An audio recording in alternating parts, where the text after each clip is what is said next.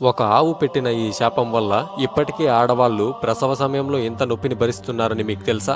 పూర్వం ఒక ఊరిలో ఒక రైతు దగ్గర ఆవు ఒకటి ఉండేది. ఆ ఆవు ప్రతిరోజు చాలా ఎక్కువగా పాలిచ్చేది. అందువల్ల రైతు ఆవును ఎంతో ప్రేమగా చూసుకునేవాడు. కానీ ఒక రోజు అనుకోకుండా ఆ ఆవు పాలివ్వడం మానేసింది. ఆవు పాలివ్వకపోయేసరికి కోపంతో ఆ రైతు ఆవును తన ఇంటి నుండి బయటకు తరిమేశాడు.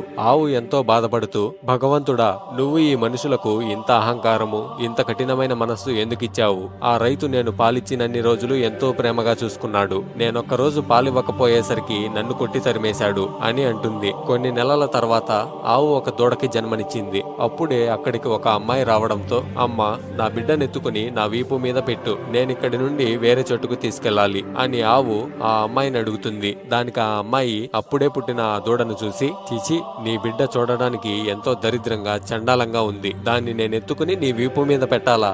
ఆ దరిద్రాన్ని నేను ముట్టుకోను అని అవమానిస్తుంది. ప్రసవ సమయంలో నేను ఎంతో నొప్పిని భరించి అలిసిపోయి నీ సహాయం కోరాను, కానీ నువ్వు నా బిడ్డను నన్ను అవమానించావు. నీకు ప్రసవ సమయంలో పడిన బాధ గురించి తెలియదు కదా? ఇక నుండి ప్రసవ సమయంలో నేను పడిన బాధ కన్నా 100 రెట్లు ఎక్కువ బాధను మీరు అనుభవిస్తారు. అలాగే మీ పిల్లలు పుట్టుకతోనే నడవలేరు, కానీ మాకు పుట్టిన దూడలు పుట్టిన వెంటనే నడవగలుగుతాయి అని ఆవు ఆ అమ్మాయిని శపించింది. ఓం నమో నారాయణాయ అని కామెంట్ చేసి ఛానల్కి సబ్స్క్రైబ్ చేసుకోండి.